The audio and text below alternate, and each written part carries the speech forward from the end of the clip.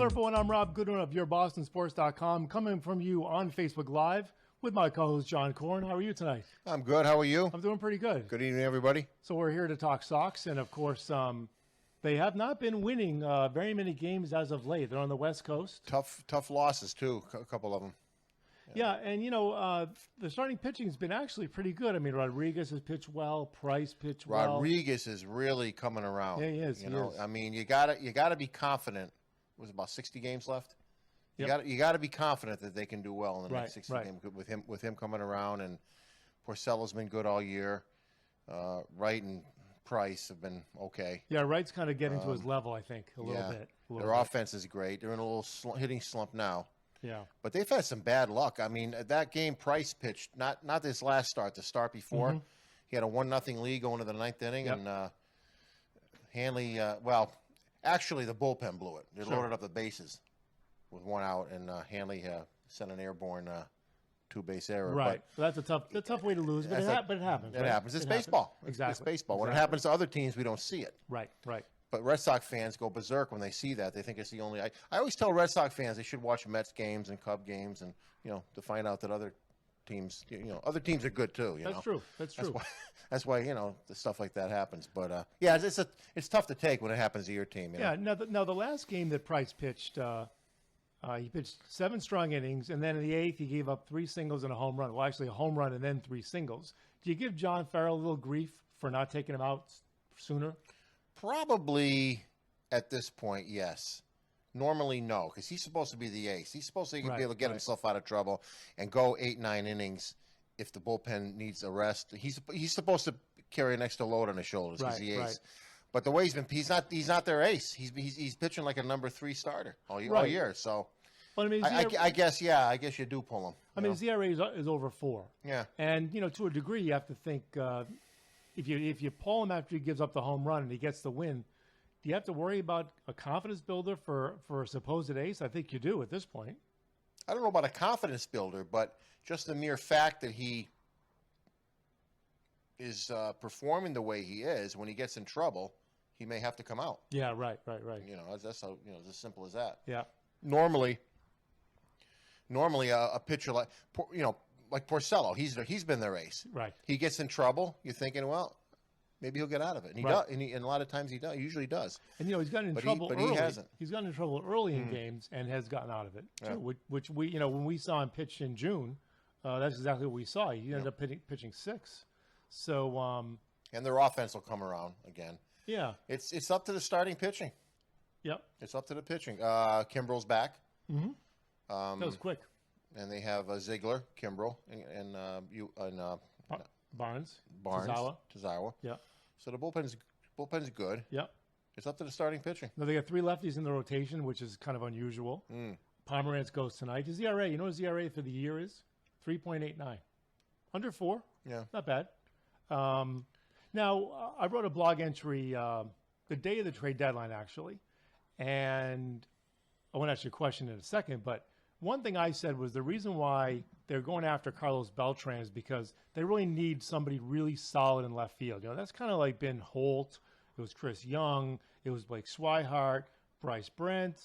And, I think that's why they're going after Carlos Beltran. Not that I think he would have been the answer at age 39, but, to have somebody in left field that, you look at Betts, Bradley, who's that third guy? What's that name? That's going to say, you know what, this guy is good. He's a good hitter, and someone you can count on. And I was kind of disappointed that they didn't get an outfielder. Well, they brought up Benintendi. True, but you wonder if that was their first choice. Would they have preferred to get an outfielder, at the deadline, rather than bring up Benintendi, because he's obviously. Not a known quantity at the major league level. He's not going to be for a while. You hope he is, but I don't know. I don't think you can expect that of him. So what's the story on Swihart and Young? They've been out an awfully long time. Yeah, Swihart's a long time. He's on the 60-day DL. I think he's resuming baseball activities, and I think Young is closer to returning than that. Yeah. I was at the game that Swihart got hurt. It was in the beginning of June. that the one I went with you? No, I went with you on June 18th. Right. You went a couple weeks before. A couple weeks before that's when he got hurt. Right. And so that was 2 months ago. Yeah, yeah. So. No, it was a pretty nasty injury he had there. Yeah. But, yeah, I think, they're going to obviously stick with the team they have, because I don't know if you can expect them to make any trades at the after the deadline passed. And you can tell by the way they're bringing up Benintendi. They're not bringing up McCarty yet, but I bet they will soon. That they're going with young players. Yeah, that's their philosophy. Well, the only old guy that's on the team is Poppy, because he's Poppy, and right. And then after that, how old's Pedroia? 34. I don't think there's anybody else. I think they're all young. Yeah, the whole team is young. You're right, besides those two. So yeah. They're obviously going with that. Right. Well, and by the way, we were talking the other day. The position players are all young. Yeah, right. We were talking the other day that they designated for assignment Tommy Lane. They also designated for assignment Michael Martinez, and he got picked up by Terry Francona and the Indians, who were probably favored to win the to go to the World. Well, them in Texas. Yeah. Since they got Miller, they got Andrew Miller now. That's right. So they got a heck of a pitching staff now. Exactly. I mean, I think it's up to the team to kind of put it together, because, like I said, this is the team they're going with. And look at all the moves that Trader Dave made, call him Trader Dave, in the past couple of weeks. I mean, he added Ziegler, he added Pomerantz. So what more do they want? Yeah, well, the front office has done everything it can. And Aaron Hill. Aaron Hill also. Pomerantz, Ziegler. In the offseason, they got Kimbrel and David Price. And Carson Smith, who's Carson Smith. Yeah. What more can you ask? I ran into a guy a couple weeks ago. He was complaining about Pomerantz. What were they supposed to do? Mm-hmm. Let's go get Kershaw from the Dodgers. Let's get him. Let's just go get him. Where do you find a guy better than Pomerantz? Right. That's available. Mm-hmm. Nowhere. Exactly. You got to do what you got. So they're doing the best they can. The problem is on the field. That's probably why everybody's blaming Farrell. Right. Or a lot of people are blaming Farrell. I don't know. I find it hard to believe that someone like me or someone like you knows more about the inner workings of a team from the dugouts, than a manager does. Right. I mean, everybody has their opinion. It's the old football cliche, Monday morning quarterback. Yeah.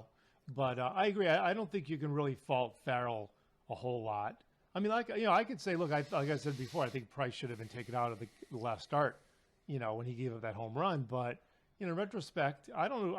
I'm not studying the matchups. I don't know how he went up against the hitters. I have trouble believing a fan watching a game on TV knows more than the manager. Well, at least, how is that possible? Not too often. At least not too often. The only time I ever saw that was when Grady Little left Pedro in. You don't think he should have done that? No, I mean, I think people entitled to their. That was almost 13 years ago. Can you believe that? Yeah.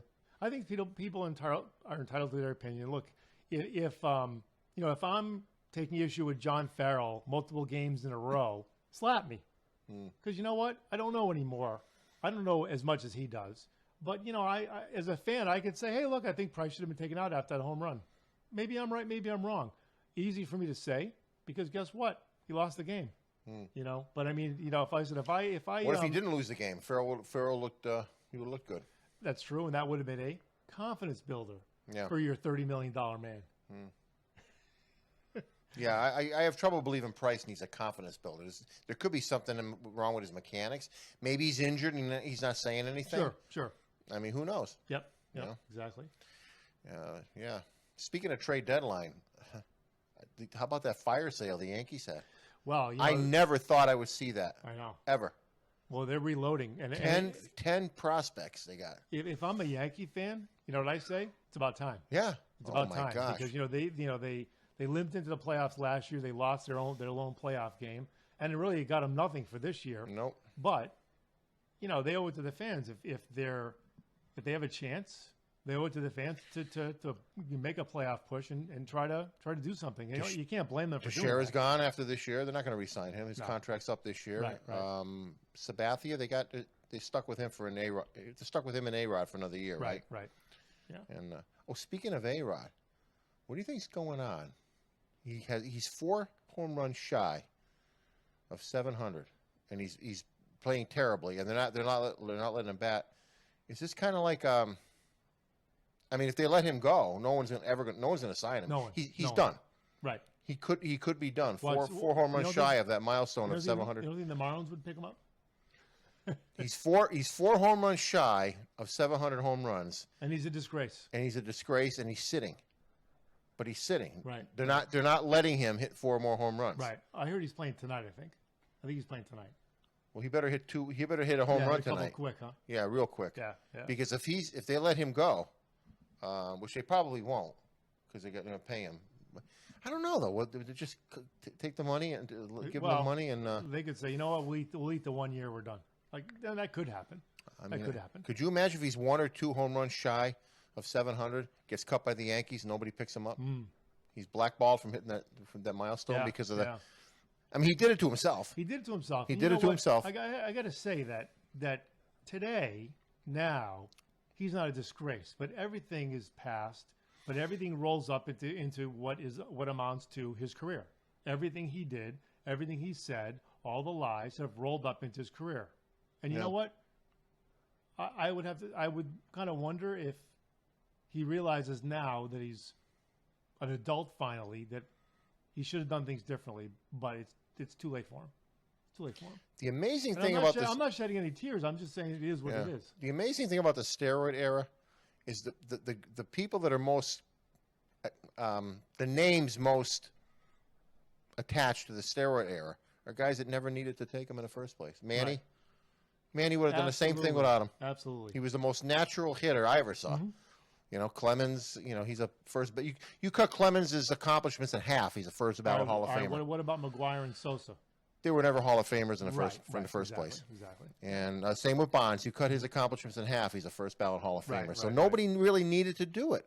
Right. You know, it's really, it's and baseball. Yeah, you got to hand it to baseball though. What organization? What corporation? What thing that big and powerful allowed that much heat to come on itself? True. And then allowed itself to be scrutinized and cleaned up the way it was. So. Kudos to them, but and the players who get caught today get caught, so it's on them. The penalties are what they are, and it's become an MLB issue now. Right. You don't have congressmen and all this nonsense involved in it. You have the MLB, first time 50 games, second time 1 year, third time you're gone. That's right. Just like gambling. Everybody always compared Pete Rose with the steroid. It's not the same thing. It was a 100-year-old rule. That's right. That if you're gambling on your team, you're gone forever. Yep. It was posted everywhere. It is posted everywhere. So. Hey, what do you think of Dan Shaughnessy coming out and saying, in 5 years, when David Ortiz is on the Hall of Fame ballot, he will not vote for him because of his positive test? That Dan Shaughnessy is standing firm that because anyone had a positive test, including David Ortiz, he will not put his name on the ballot. What do you expect from Dan Shaughnessy? He's an idiot. Well, I guess case closed. Well, I want to know what your opinion was. I mean, so you obviously disagree with Dan Shaughnessy. Yeah. Dan Shaughnessy's the one that said he's okay with having he was okay when they put a statue of Yaz up there. I'm okay so with it means he wasn't thrilled, but he's all right with it. The second greatest Red Sox of all time, and he's okay with it. Yeah. Just the way the arrogance of the guy. I got no use for Dan Shaughnessy, and Ortiz was never. There's no connection with him in steroids. Sure, none.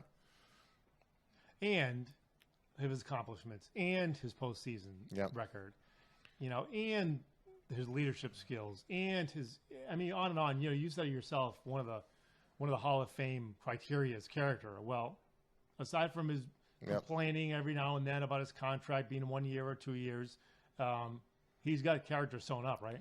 The man is the face of Major League Baseball. Okay. Look at the send-off they gave him at the All-Star game. Yeah, his postseason accomplishments are off the charts. I mean, you can't even compare him.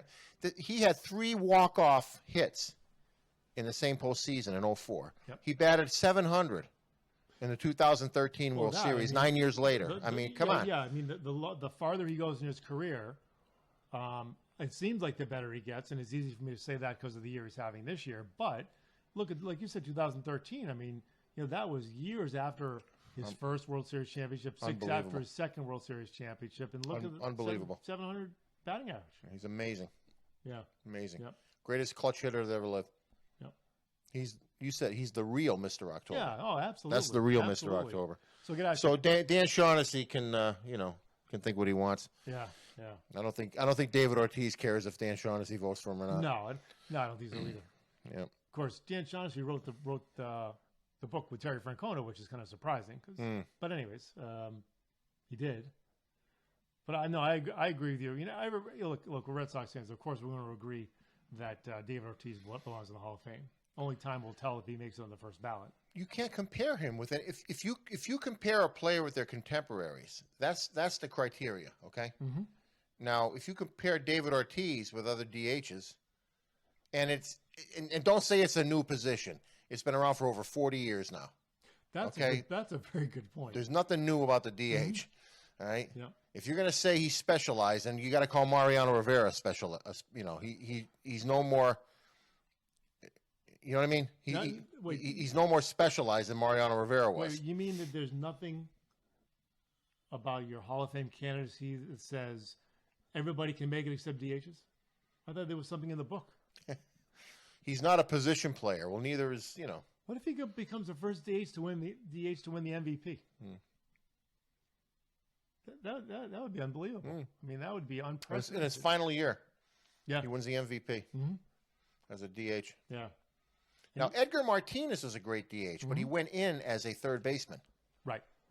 Okay? Yeah. He's a third baseman. But do they actually? I mean, they don't actually put a position on your plaque that you get your hat. Yaz was a DH for 5 years, but he was a first baseman and an outfielder. Right. This guy spent a career as a DH. It's unbelievable what he did. Yeah. No question about it. So you like the Indians to possibly make the World Series? Indians and Texas. Those are the two best teams in the American League. Texas just got better, big time. Indians got the best pitching staff. It's been confirmed since they got their bullpen better with Miller. And they got the best manager to manage a pitching staff. They got one of the best managers in baseball, Terry Francona. I agree. 2 world championships in Boston. Yep. That is amazing. Amazing. Yeah. So what do you think of the odds are that the Sox will win the division versus win one of the wild card spots? Well, I think they'll get in as a wild card. You don't think they won the division? They could. I'd be surprised if they don't make the playoffs. But I'd be equally surprised if they won the whole thing. Now, I don't think they're good enough to win the whole thing. If they go like 600 the rest of the way, that's all they have to do, or 500 or 400 the rest of the way to make the playoffs. We always say, all you do is win, play 500 the rest. No, just kidding. Yeah, well, they're 3 games out of first, and they're I don't know where they are in the wild card. They got to be within a game. Yeah. With Toronto. I haven't started watching. Yeah. I haven't started scoreboard watching the wild card. I think it's too early. I'd be surprised if they didn't get into the playoffs, but I would be equally surprised if they went really deep because the starting pitching isn't good enough. Yeah, right. It just isn't. I mean, every time we talked about 04 and 07 under Terry Francona. Well, in 04 they had Pedro Martinez and Kurt Schilling. In 07 they had Lester and Beckett. You always have a couple of aces. When you win, you usually have a couple of aces. But I mean, Porcello and Price should be those guys. Should be. But they're not. I know. But they may be. They may be. They may be. There's time for things to straighten out. I mean, they may be lights out down the stretch. Right. Right. Exactly. So I mean, Pomerantz and Price could be lights out in September. And look at Erod. Erod, yeah. His name's Eddie. Eddie. Eduardo Rodriguez. Goes by Eddie. Eddie, really? Eddie, yeah, goes by Eddie. Eddie Rodriguez. Yeah, I just got off the phone with him. Eddie. Did you? Yeah. You got off the phone with him? Yes, huh? yeah. I did. Yeah. And in case anyone doesn't know about the fiasco here in Hartford about our ballpark. Oh, my God. The Yard Goats are the AA franchise of the Colorado Rockies, and they have yet to play a home game in Hartford. And this ballpark is 95% finished and tied up in legal problems. And if you haven't read about this, you haven't seen what went on here in Hartford and what's going on, I have never heard of anything like this. Go to Current.com, Courant.com. That's the longest publishing newspaper in the country, the Hartford Courant. And read what has gone on here. The developer's been fired. The bond has been called in to get the insurance company to pay for and find a new contractor to finish the darn thing. It's called Dunkin' Donuts Park. It's sitting downtown Hartford, and the only baseball that's been played is 4 guys who worked there playing softball, and they got arrested for trespassing. Yeah. But I think that they get the sprinklers going every other day to keep the grass nice. And the way they did it, right under their nose, they literally stole the team from New Britain. They had a great following in New Britain. Well, they got, obviously the ownership group is a little greedy. I'm sorry for the Solomon ownership group for saying that, but I think they got a little greedy. And then the former mayor of Hartford, Pedro Segarra, and his staff got stars in their eyes saying ballpark in Hartford, in the north section of Hartford, which needs development. They call it Downtown North, or Dono, if you can believe it. And my question is the ballpark going to be finished? Because if not, the Art Goat's going to leave. They are gone. And then there will be no team.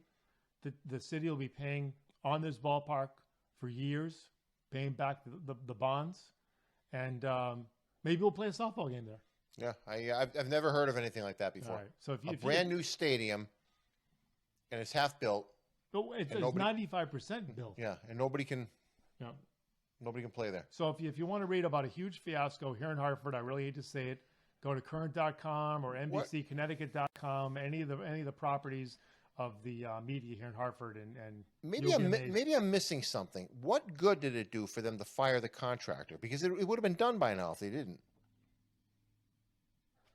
I can't answer that. I mean, what they fired the contractor because they were taking too long. I think it's because they thought that this was never going to get done.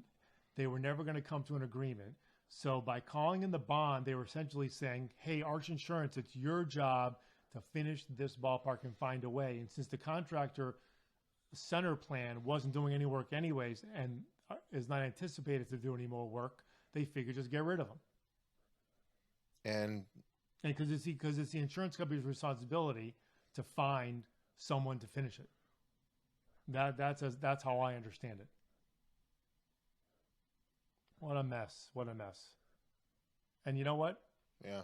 Everyone I know that's not from here says, I just can't believe that this is even possible that it would happen in any city. I've never seen anything like it. Never. Brand new stadium, and they can't use it. Yep. The team's playing another, and that messes up the schedule for the other teams. Absolutely. They were playing some of the their home games in Norwich, where the former AA affiliate of the Yankees used to play. But then there's another team that came in there and started playing, I think, in June. So that venue became unavailable. So they've been playing on the road with no home fans. Crazy. Insane. Crazy. Now, does anyone know how it's going to get resolved? The insurance company's got to find a contractor to finish it. They say work may begin shortly. I think they better be concerned that if they don't start work again and finish it, that the Argos will say, bye-bye, we're gone, we're out of here. I wouldn't blame them. Yeah, maybe they already are going to do that.